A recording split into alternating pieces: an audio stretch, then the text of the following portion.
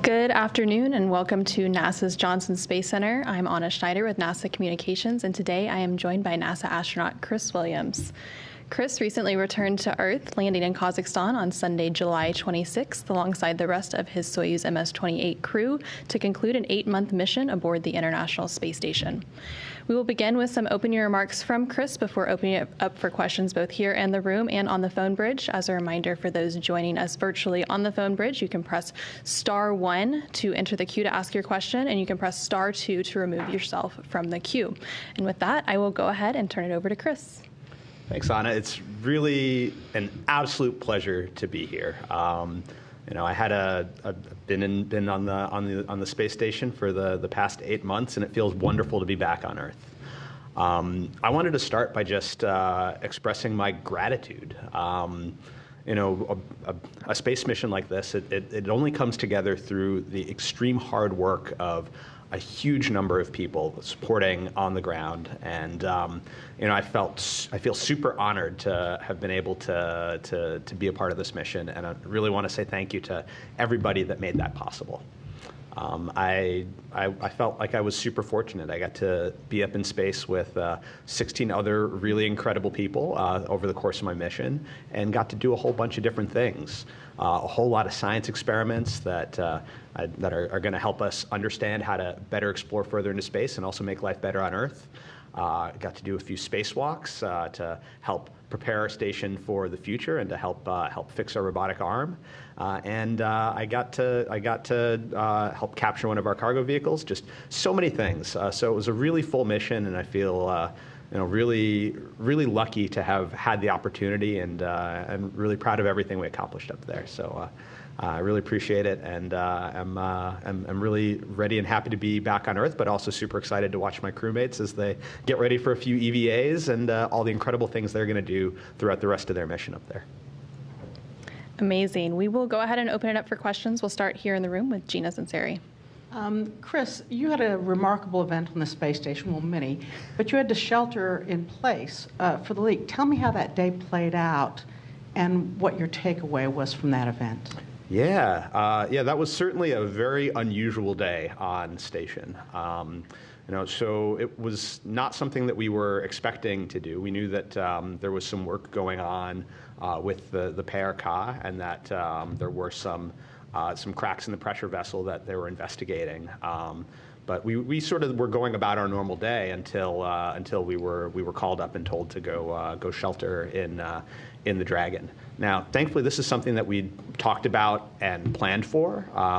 It's certainly not a great feeling because my two crewmates are over on the Russian segment working in this capsule in this compartment, and so you don't feel great when your crewmates are over there on the other side. But we planned and prepared for a 5-person shelter-in-place Dragon, so it sort of went as when difficult situations like that come up, you fall back on your training, and we knew exactly what to do, and we also knew that the ground teams were working on how to make sure that we could get out of this situation as safely as possible, and so we were really thinking a lot about, like, okay, what do we bring with us so that if we're there for a couple hours, we have snacks and that sort of thing, but at the same time keeping Sergei in our minds. So it was definitely an unusual day, but something you kind of flip into that mode where you fall back on your training. Yeah. I met your parents before your launch at an event in D.C., and your dad told me he was a little bit nervous about your launch. What did your family tell you? I'm sure you spoke with them many times after your launch. What was that launch experience like for your family? Yeah, that's a great question, and it's awesome that they were able to meet you. My family actually had an incredible launch experience, and they actually have not stopped talking about how fun and how interesting it was, because they were able to travel to Baikonur, Kazakhstan, which not too many folks get the opportunity to do, and they were able to travel over there with a few folks from NASA to kind of help support them, a couple other astronauts, Mike Barrett, Doug Wheelock, as well as our flight surgeons and a lot of our other support team, and just the history there and the cultural experience of getting to see a place like Baikonur and all of the traditions that surround a Soyuz launch. I mean, there are traditions dating back to Yuri Gagarin planting trees and a number of different ones of them, and everybody was so gracious in inviting our families to participate in that I think that seeing all of the tradition, all of the history, but also all of the people that were there to make the launch safe, and that they've done this many, many, many times before. I think that all really helped my parents feel very comfortable, because I think before they got the chance to come over for the launch, all of this was an unknown. It's just this mystery of what is a space launch, and I think seeing that, really opened their eyes and made them see, okay, this is something that, have a huge professional team that are all working together, but also such a legacy of doing this that I think it helped them get more comfortable with it. Mm-hmm. We're going to take a couple of questions from social media before we go over to the phone bridge. As a reminder for those on the phone bridge, you can press *1 to enter the queue and *2 to remove yourself from the queue. So Alexander Stovek, 7 on Instagram, asked, what was the most challenging part of the spacewalks you did? Ooh, what was the most challenging part of the spacewalks? I think there's a lot of different tough things about spacewalks. I think, though, for me, the most challenging part of it is actually all the preparation. You're going to be outside performing a task, and you're going to maybe be outside for 6 or 7 hours working. And we train for that a lot. We do underwater practice in the neutral buoyancy lab, maybe not for the exact tasks that we're doing on our spacewalk, but at least for the various sort of things that you need to do to get the job done outside.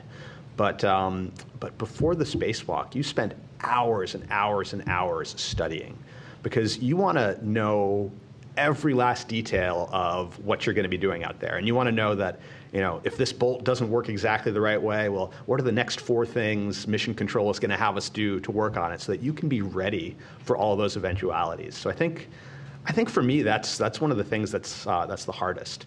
Once you get out the door, I was worried, especially on my first spacewalk. A lot of people describe a feeling of falling when you sort of go out of the airlock and you just see the Earth out beneath you, and I was a little bit worried about that, but thankfully I didn't really have that feeling. I will be honest, I practiced a few times going into the cupola and trying to kind of float belly down in the cupola to get that sense of like floating over the Earth, but when the airlock opened, I took a moment to be like, wow, that's really beautiful. But after just a half second, your brain flips into it's time to get to work mode, and you get outside the space station, and honestly, so many things feel very familiar to our training that we have here in Houston at the Neutral Buoyancy Lab.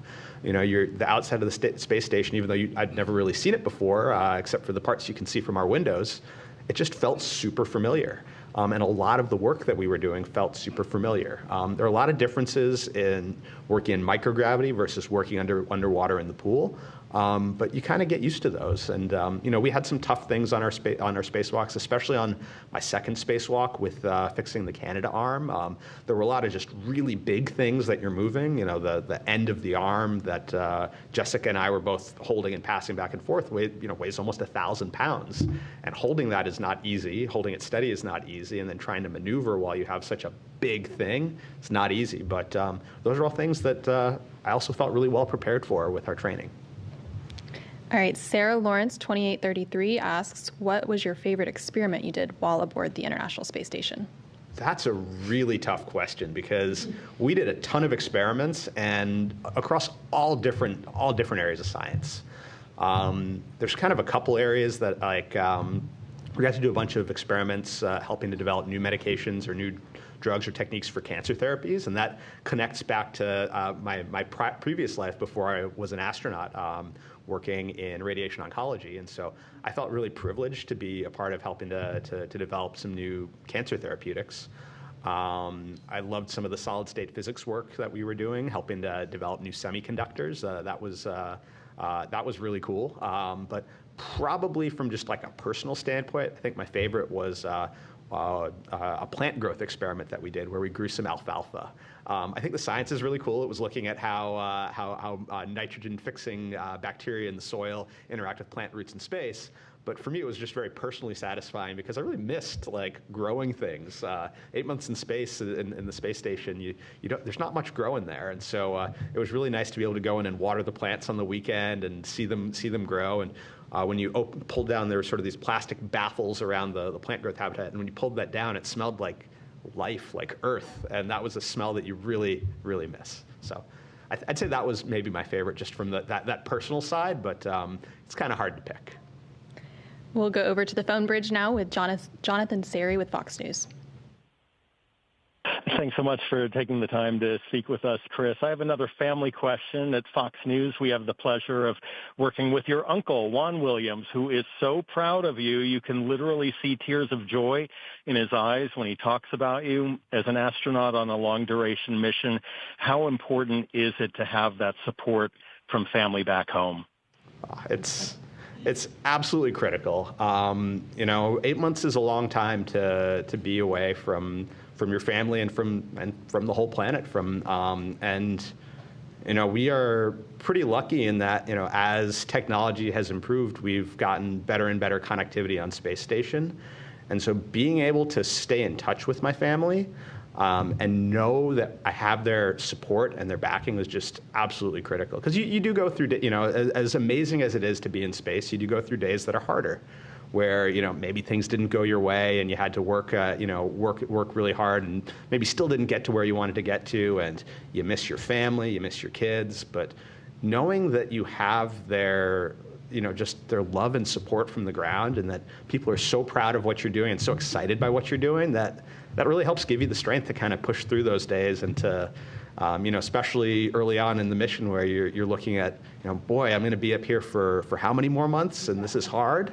Knowing that you have their love and support and the excitement that it brings, not only your family members, but everybody around the world, that really helps keep you going.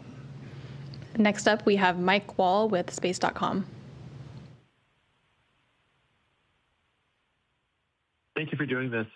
Just a quick question, Chris. I've noticed you took a lot of really great photos from the ISS, and it seemed to be important to you to share those with those of us on Earth. I just wondered kind of how you view that sort of outreach component of the mission. Is that a really important part of being up there in space? And what are some things that you had hoped to kind of communicate to those of us down to Earth with those photos? Thanks. Yeah.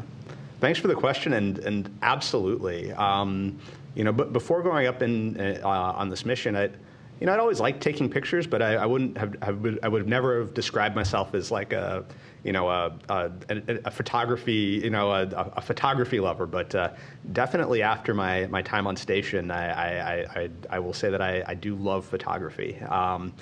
And to me, a lot of it was trying to both capture, but then also communicate just what a special place our planet is and the space station is. I never got tired of the view out of the window, and I tried to make a point of every day at least spending at least 10 minutes just staring out of the window, looking at our planet, looking at the night sky, and just trying to absorb it all. And I know for me, it really had a profound impact on me. And I think through photography, I was hoping to be able to both keep some of those memories and keep some of those feelings with me that I can, keep as mementos, but also to communicate that same feeling, to try to pass that on to folks on the ground. And so it's something that I think is really important, because I think seeing our planet from up there, you really just get a huge appreciation of its beauty and its connectedness and its fragility. And I think I'm super excited. I was glad to be able to share some of that while I was up there, and I think I'm going to have about 40 terabytes worth of photos that I need to sort through post-flight. And so hopefully I will be able to continue to share some of those photographs that I took. I think it's just a really special way to capture some of the feeling in the moment and to try to communicate that. So I think that's really important to me. We have a question that was submitted by a participant here in the room who asks, was there a procedure you trained extensively for that ended up being more challenging in orbit than you expected? Oh, yeah. There's a bunch of them, but honestly, I think the procedure that we do a lot in training that was just probably the hardest thing that you do on orbit is opening a bag and finding something in that bag. Like, it's just surprisingly difficult to, a procedure will tell you to open this CTB or cargo transfer bag that we call them, big shoebox plus sized bag, and find the Ziploc bag in it. On Earth in our training simulations, okay, you go find the bag, you open it up. It's training, so maybe there's only 3 or 4 bags in there, and it's a Ziploc bag and another bag. It's pretty easy, right? Anybody can do that. And on orbit, I never, it never ceased to amaze me how difficult it was to open up a bag that maybe has 40 or 50 Ziploc bags in it, to find a single Ziploc bag, and everything just starts floating in every which way. So I'd say that was, just managing things in microgravity. You get good at it, but it's never easy. Things float everywhere. You have Velcro everywhere. You have to Velcro your tools down. And even being up there for 8 months, you'd still find days where you put your wrench down on this piece of Velcro, and then a minute later it's not there anymore. And you'd spend 10 minutes hunting and trying to find which air vent that wrench gets sucked up to. We'll take another question from social media. Kay Shannon on Instagram asks, what was your favorite food aboard the International Space Station? Great question. I actually really liked the food up there in general. I think our food lab does, I think, a fantastic job of giving us a lot of really delicious meals. But what I would say, the thing that I really missed being up there was variety. We have a pretty decent variety of food, but you can kind of go through the rotation, and after a month or two of the same rotation, you crave some variety. And so I think some of my favorite things that we had were some of the kind of more special foods. One of them was that for lots of big celebratory days, especially our cosmonaut colleagues were great at this. We would try to make cakes in space. And so you'd kind of, it'd be like a little bit of cooking. You'd try to take the ingredients you have, whether some of, there was some honey bread that the cosmonauts had that they could make as a good base. We had our maple muffin tops and cinnamon rolls you could kind of use as a base layer. But being able to put all that stuff together and make something that was just different was really fun. We also got ice cream on one of our cargo vehicles, and that wasn't something that I'd had a craving for until I actually had a bite of it, and then it was like, okay, that was really good ice cream. Ice cream always hits the spot, even Absolutely. on Earth. Dan Chui on Instagram asks, how did you feel when you first saw Earth outside of the atmosphere for the first time? Yeah, that's a great question, and it's a memory that I have sort of like baked into my consciousness. It was during our Soyuz launch, after the sort of pretty dynamic, acceleration and, sort of 9 minutes is getting up into orbit. You're sort of still getting used to the feeling of microgravity. And for me, what it felt like was that I was hanging upside down in my seat once the engines cut off and I was looking at our control panel upside down. But I remember sort of feeling like I was hanging upside down in my seat, looking out of the window and just seeing like the sun cresting over the horizon of Earth. And it was just jaw-droppingly beautiful, absolutely jaw-droppingly beautiful. You could see just, how thin our atmosphere is, but also just, you really get a sense of how small our planet, our Earth is a big place, but it's not that big, and how small it is, and just how pretty it is. So I think, it was a real special moment. The sun kind of cutting at that glancing angle just really highlighted the clouds, and I thought it was really, really pretty. For those in the room, you can raise your hand if you have a question, and for those on the phone bridge, you can press *1 to enter the queue, *2 to remove yourself from the queue. Cameron Will 18 on Instagram asks, did you pick up any habits on the space station you never thought of on Earth? Yeah. One habit that I picked up on the space station that I never really found myself doing on Earth is I ended up kind of being more of a night owl amongst my crewmates.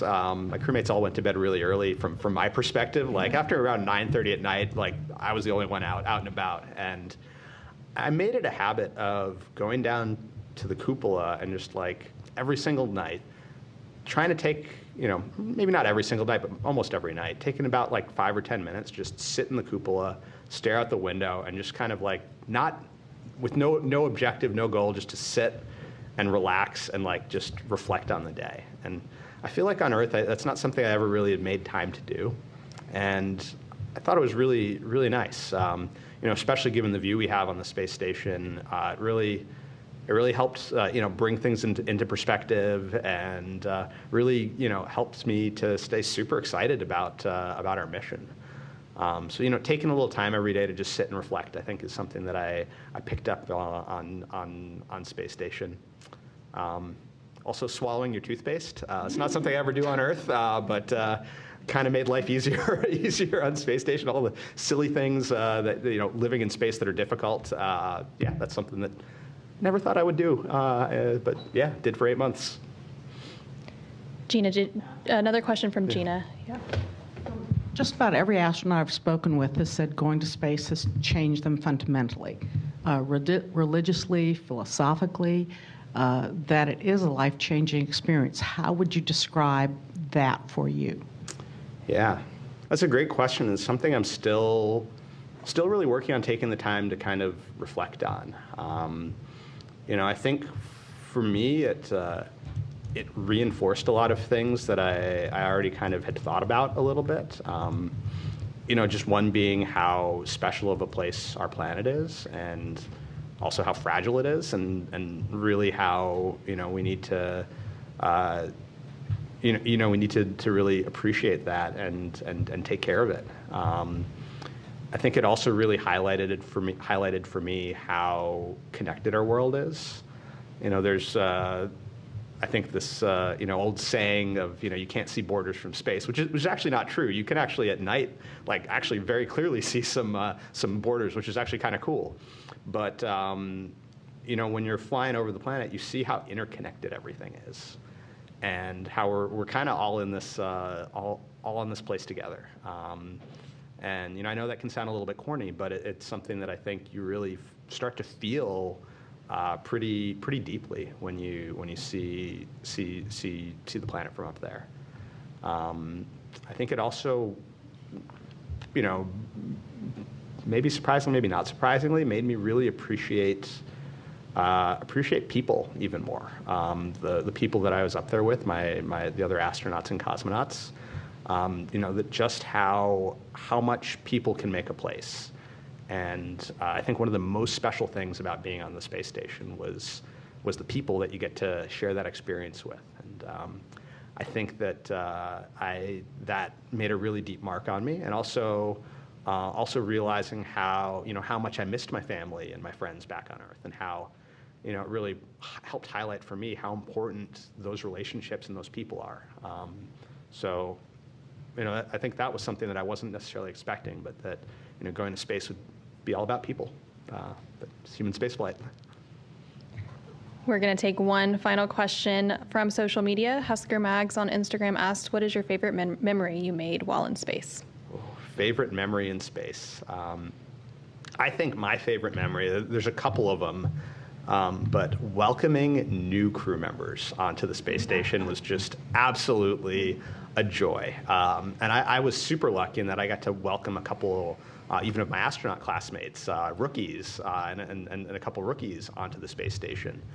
And just seeing their eyes as they, both when, the moment they come through the hatch, but also in the days as they start adapting and learning what it is like to live and work in space was just absolutely the coolest thing ever. And some of it's funny, some of it's you're floating through the lab, and it takes a little while to get used to translating or moving around station in microgravity. And when you're new up there, you kind of are bouncing off the walls every which way. And so when a new person comes up, they float through the lab, and you float through the lab behind them, picking up all the expensive cameras and other equipment that they knocked off the wall in their wake and didn't realize. And and you chuckle, but you also remember that, you were that person just a couple months ago doing that. And, and then how in a matter of weeks, all of a sudden they're flying and doing somersaults and flips, and and it's like they were born there. And just so seeing that, it's kind of a montage of memories in my head, but seeing that evolution in a couple people just was a really cool experience, because it brings you back to when you sort of had that just sense of wonder of first being up in space, and being able to see other people have that experience. I think for me it was super special. All right, and with that, we will go ahead and conclude today's news conference. Thank you for joining us.